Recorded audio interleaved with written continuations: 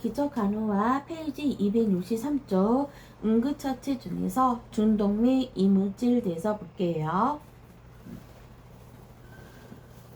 먼저 중독에 대한 응급처치. 제일 먼저 위에 무의식 환자인 경우 우선 기도를 유지시키고 독성 물질인 경우 내장 손상 방지를 위해서 구토를 금지시킨 후 기도 유지를 하여 병원으로 이송하여 위세척을 하죠. 그 다음에 3번에 보시면 금기사항이 아니면 의식이 있는 경우 구토를 유도하여 신속하게 환자의 위장을 비워야 되고요. 무엇보다도 우선적인 처치는 우선 처치는 구토를 유발시키는 거죠. 위에 팁을 볼게요.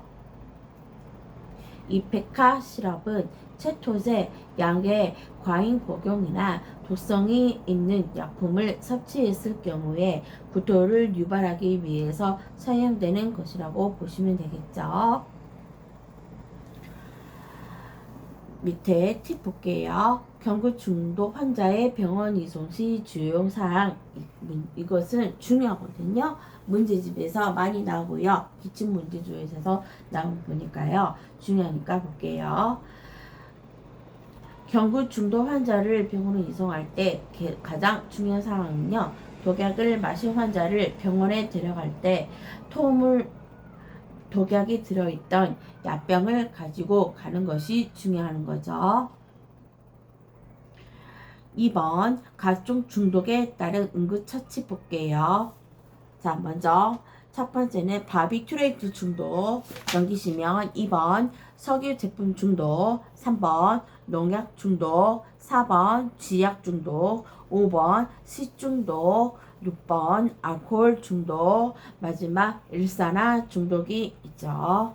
자, 다시 1번으로 가서 바비큐레이트 중독 볼게요. 바비큐레이트 중독은 중추신경계 억제제로서 자살 목적으로 흔히 사용되는 것이고요. 자, 무엇보다도 가장 중요한 거 응급처치죠. 자, 첫 번째 문장 엄청 중요하죠. 중독 물질을 신속히 제거시키는데 의식이 혼미한 경우가 많으므로 이때는 구토를 자극하지 말고 위가 삽입 후 위세척을 하는 거죠. 이 말이 제일 중요하고요. 그 다음에 갓선 효과를 기대하고 커피나 중추신경계 흥분제를 먹여서는 안 되고요. 병원으로 후송하기 전 가능한 금치 상태를 유지하여 기도 흡인의 위험을 최소화시켜야겠죠.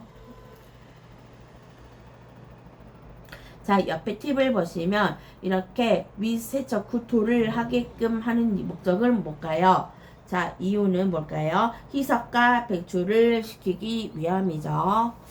넘길게요. 자, 석유 제품을 중독이 됐을 때, 자, 처치하는 방법. 물로 희석시켜주고, 활성탄이나 하재를 이용해 중독 물질을 몸 밖으로 배출시켜줘야 되겠죠. 구토와 위세척을 금지. 이 정도 아시면 되겠고요. 그 다음에 농약 볼게요. 농약을 중독이 되었을 때는 신속하게 아트로핀을 투여하는 거, 이게 제일 중요한 말이죠. 약물 이름이 뭘까요? 아트로핀. 그 다음에 4번 쥐약 중독 볼게요.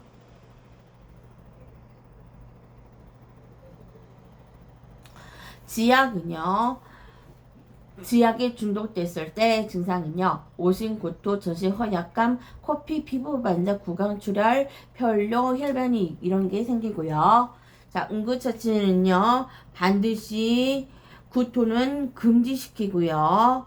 항상 기도는 유지시켜주고요. 병원에 갈 때는 지압병이나 거포장을 가져가시고요. 그 다음에 중요한 거 두 문장 있죠. 위세척, 활성탄, 하재를 투여하고 혈액형과 교차 검사 후 수혈하고요.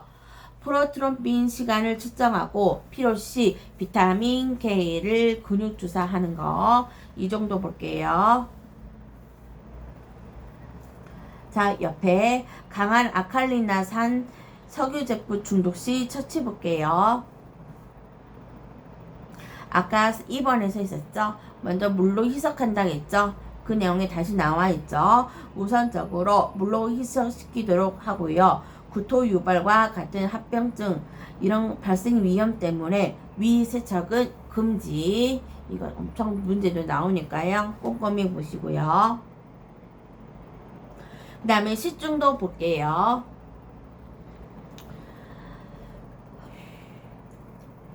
나중에 우리가 보건간호학에서 식중독에 대해서 또 볼 거예요. 자, 우선 간단하게 볼게요. 식중독은요, 식품이 상하기 쉬운 더운 계절에 보통 많이 일어나며 대개 음식의 요리 과정이나 식품 저장이 비위생적일 때 발생하는 거. 자, 증상 정도는 아셔야 되겠죠? 복통, 경련, 오심, 구토, 설사. 자, 응급처치는 기도 유지, 구토를 시켜야 되겠죠. 그리고 팔이나 쥐가 들어있는 식품은 접근 금지, 손을 항상 깨끗이 해야 되겠죠. 그 다음에 알코올 중독 볼게요. 알코올 중독은 졸음이나 부조리한 빠른 언어, 호흡할 때 알코올 냄새 나죠. 이럴 때는요, 의학적인 문제가 없으면 관찰하고 대중요법을 제공해 주고요. 필요한 경우에는 입원시키고 잠을 자게 하는 거 특별한 거 없죠. 자, 그 다음에 제일 중요한 거 일산화탄소 중독. 사회적인 이슈적으로 많이 나오는 거죠. 자, 일산화탄소는 산소를 운반하는 헤모글로빈과 결합력이 강하여 헤모글로빈이 산소 결합 작용을 방해하죠.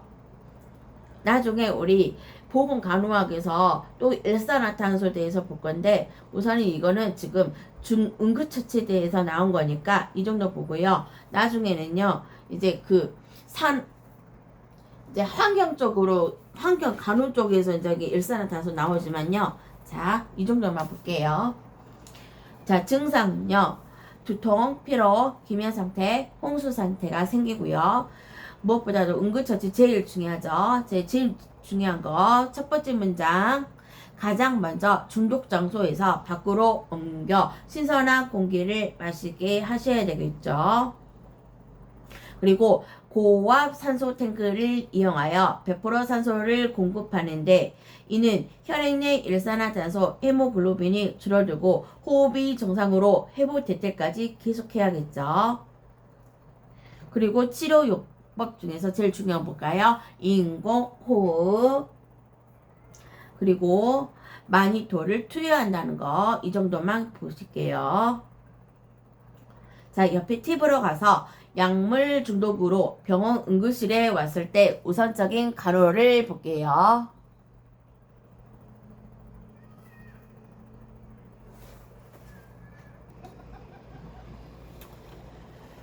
자, 이 물질에 대한 응급처치. 먼저 금속물이 귀에 들어갈 경우에는 어떻게 될까요? 기름을 조금 부어서 그쪽 귀를 밑으로 향하게 해주셔야겠죠. 두 번째, 곤충이나 살아있는 벌레가 들어갈 경우에는 어떻게 해야 될까요? 이거 중요하죠. 불을 밝게 비추어 유도할 수 있지만 주로 알코올, 올리브유, 베이비 오일 같은 기름의 외이도에 주입하여서 벌레나 곤충을 죽인 다음에 제거를 하셔야겠죠. 자, 콩이 들어간 경우에는요, 알코올을 넣어서 콩이 수축되면 머리를 가만히 흔들어줘야 되겠죠. 1번하고 3번은 그렇게 중요하지 않지만 2번 내용은 좀 중요하죠. 실생활에 많이 일어나는 거니까요. 자, 곤충이나 벌레가 들어갈 경우에는 어떻게 하죠? 불을 밝게 해주거나 자, 기름 같은 걸로 외이도에 주입해서 죽이게 해주고 그 다음에 제거를 하셔야겠죠. 이 정도만 기억할게요. 자, 넘길게요. 자, 옆에 팁. 일산화탄소 중독 좀 간단하게 볼게요. 자, 일산화탄소가 적혈구의 헤모글로빈과 단단히 결합하여 산소와 헤모글로빈의 결합을 방해하기 때문에 일어나는 호흡장애에 의한 중독이고요. 도시가스, 배기가스, 화지식 연기 등의 흡입으로 발생하고 대부분 두통, 운동마비, 의식장애 순으로 일어나고 피부의 홍조가 특징이 나타나는 거 이 정도 볼게요. 자, 스스로 학습 문제 볼게요. 1번 중독에 대한 응급처치의 일반적인 원칙에서 가장 우선적인 처치는 뭘까요? 기도 유지. 2번 식품이 상하기 쉬운 더운 계절에 보통 많이 일어나며 대개 음식의 요리 과정이나 식품 저장이 비위생적일 때 발생하는 것은 뭘까요? 식중독. 3번 독약을 마신 환자를 병원에 데려갈 때 반드시 가져가야 할 것은 뭘까요? 독약이 든 병이죠. 중요하죠. 그 다음에 4번 이것도 중요하죠. 약물 중독으로 응급 환자가 병원에 왔을 때 우선적으로 측정 관찰해야 할 사항은 무엇일까요? 활력 징후. 우리는 이거를 영어로 바이탈 징후, 바이탈 사인이라고 하죠.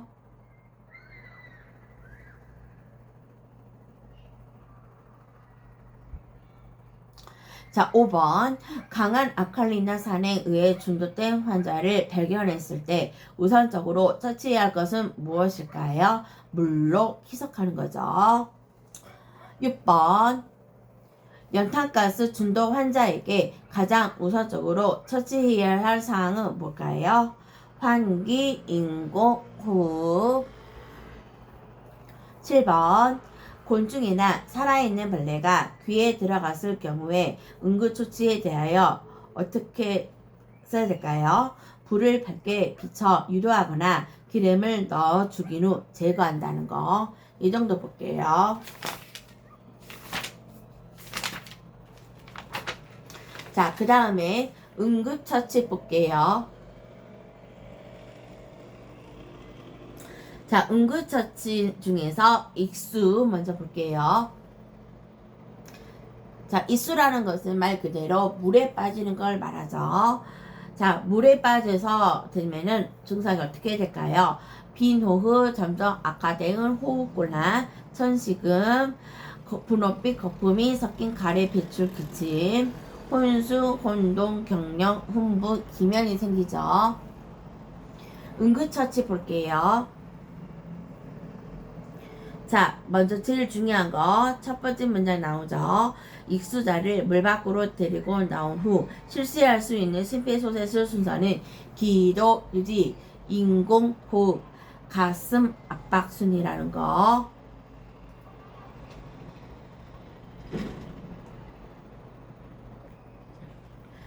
그 다음에 옆에 팁을 볼게요. 자, 이쑤시 응급처치 1번 방금 했죠. 이쑤시 심정지 원인이 저산소증이라는 관점에서 일반적인 심폐소생술의 순서는 기도유지, 인공호흡, 가슴 압박이라는 거. 의식이 있는 경우 눕혀서 보온하고 전신 마사지로 몸을 답혀주고요. 3번 담수인지 해수인지에 따라 치료법이 다를 수 있기 때문에 의사에게 보고해 주시고요. 마지막 4번 중요하죠. 물을 토했을 때 기도로 들어가는 것을 막기 위해서 반드시 얼굴을 옆으로 돌려줘야 되겠죠. 넘길게요.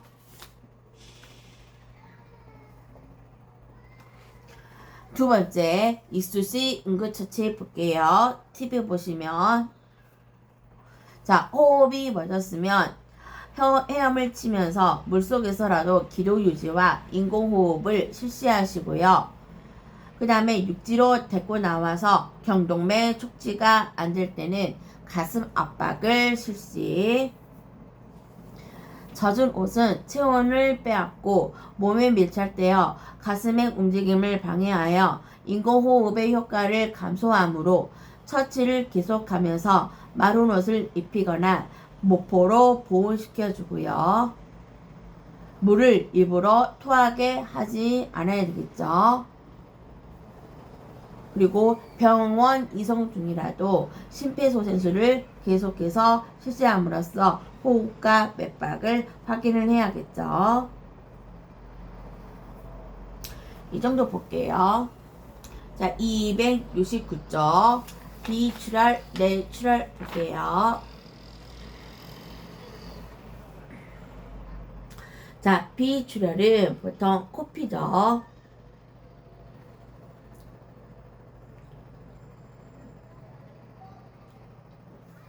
자, 원인은 어떻게 생길까요? 외상, 염증, 악성 종양 등 국소적 원인과 혈액질환, 순환기 질환, 기압의 변동 등 정신적 원인에 의해서 코피가 생길 수가 있죠. 자, 응급처치 볼게요. 가부터 아까지 엄청 중요하니까요. 달달달달 달표 펼쳐가고요. 완전히 자기 머릿속에 넣어야겠죠. 객관식 문제에 기출문제와 모의고사 문제에 많이 나오니까요. 네, 여기에 나오는 내용은요. 완전히 습득하셔야 돼요. 자, 가볼게요. 당분간 코 안에 응고된 피딱지를 파내지 않도록 교육하시고요. 목덜미와 콧등의 얼음찜질이나 찬물찜질을 하고 꺼즈를 막으시고요.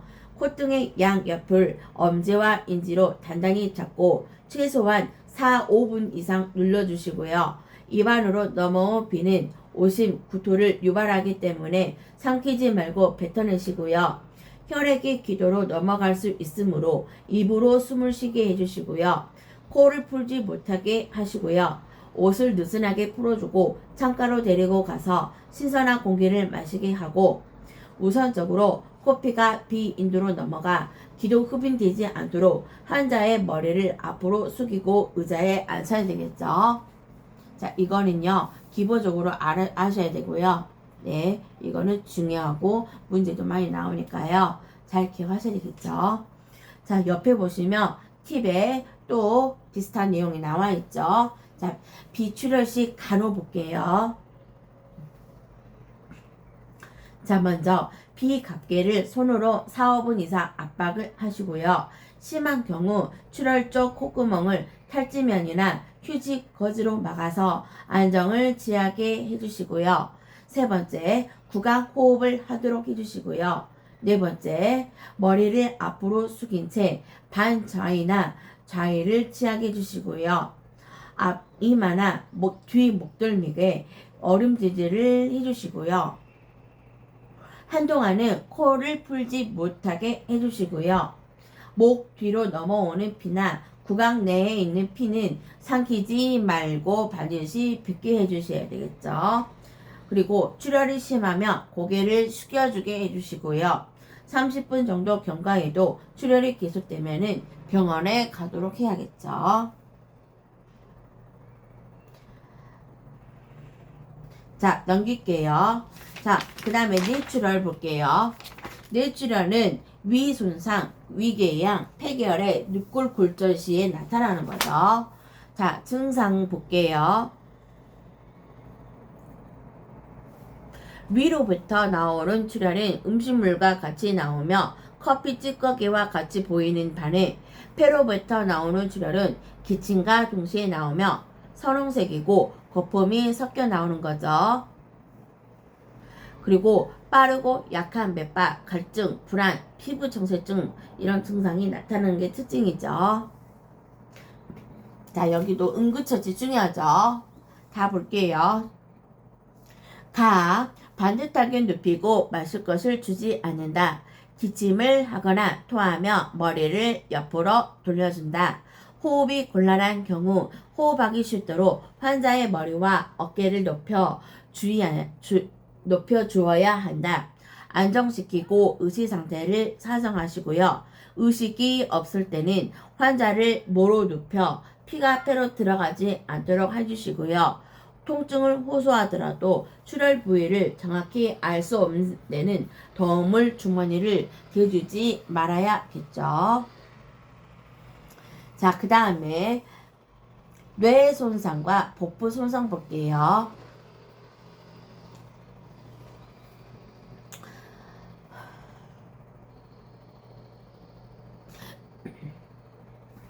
자, 어쩔 때 뇌손상이 생길까요? 원인, 타박상으로 인한 뇌부종으로 두개강 뇌압이 상승.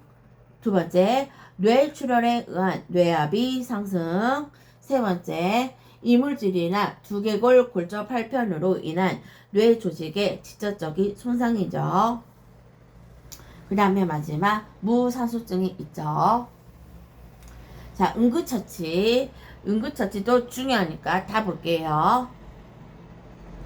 자, 먼저 무엇보다도 기도 유지, 출혈과 쇼크를 조절, 환자의 기본적인 상태와 상태 변화를 파악하셔야겠죠. 자, 뭐 어떤 거 파악할 때일까요? 의식 수준, 반응 수준, 동공 반사. 그 다음에 제일 중요한 거, 절대 안정시키고 머리를 상승시키는 체위를 취하죠. 머리를 상승시키는 체위 뭐였죠? 반자위나 좌위죠. 자, 그 다음에 마지막, 필요시 외과적 처치를 위한 준비를 하셔야겠죠. 자, 270조 팁 제일 위에부터 볼게요. 여기에 나오는 간호 같은 표현은요, 다 아셔야 되니까요. 중요하니까 볼게요. 자, 뇌 손상 환자에게 실시하는 일반적인 신경학적인 사정 및 간호. 자, 어떤 걸 간호학 사정해야 될까요? 의식 수준, 진압력 관찰, 통각에 대한 반응, 사지의 운동 및 지각 기능, 동공의 크기와 대광 반사, 활력 징후, 머리를 움직이지 않게 고정하는 거. 이 7가지는 꼭 기억하셔야 되겠죠?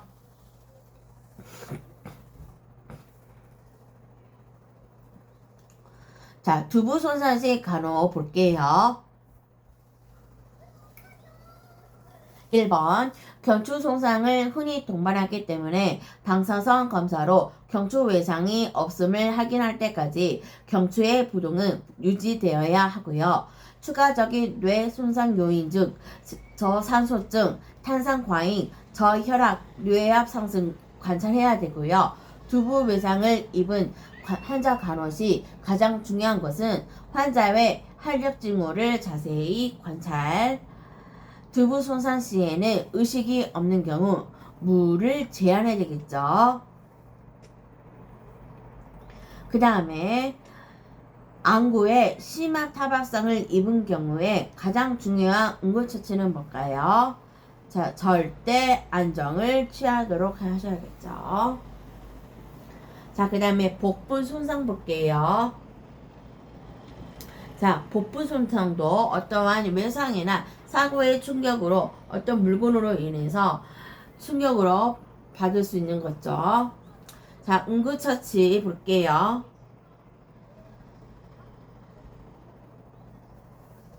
자, 중요하니까 가나다라마 다 읽을 거예요. 환자는 반드시 눕히고 내장이 몸 밖으로 노출되었을 때는 환자의 통증 완화와 복부 근육의 긴장을 줄여주기 위하여 무릎을 세워준다. 노출된 내장은 몸 안으로 밀어넣지 않는다. 적당한 헝겊이나 수건을 소금물에 끓여서 식힌 후 노출된 내장을 덮어 내장의 건조를 막으면 세포의 손상을 막을 수 있다. 쇼크에 대한 응급처치를 하시고 병원에서 수술을 할 경우라면 환자에게 마실 것을 주지 않는 거죠. 자, 옆에 팁 마지막 볼게요. 복부 손상의 특징 볼게요. 1번, 출혈로 인한 쇼크가 올 수 있으므로 활력 징후를 잘 관찰한다. 2번, 복부 착밀수록 의식이 없으면 물을 주지 말고 다리를 굽힌 채 눕히고, 하지만 의식이 있을 경우에는 체의 보충을 위하여 물을 주도록 하시고요. 세 번째, 기도 유지와 쇼크에 대한 기본 처치를 한 후 빨리 병원으로 이송해야 되겠죠. 자, 스스로 학습 문제 볼게요. 1번, 익수자를 물 밖으로 데리고 나온 후 실시할 수 있는 일반적인 심폐소생술 순서는 어떻게 될까요? 기도, 유지, 인공, 호흡, 가슴, 압박. 이 정도 볼게요. 2번, 비 출혈 시 입안으로 넘어온 비는 삼키지 말고 뱉어내야 하는데 이유는 뭘까요? 오심 및 구토를 유발하기 때문이죠. 오늘은 여기까지 하겠고요. 다음 시간에는요. 심폐소생술 자동심장 충격기를 볼 거니까요. 여기는요. 정말 중요하고요. 페이지가 많기 때문에 네, 다음 시간에도 열심히 해볼게요. 자, 오늘도 수고 많았습니다.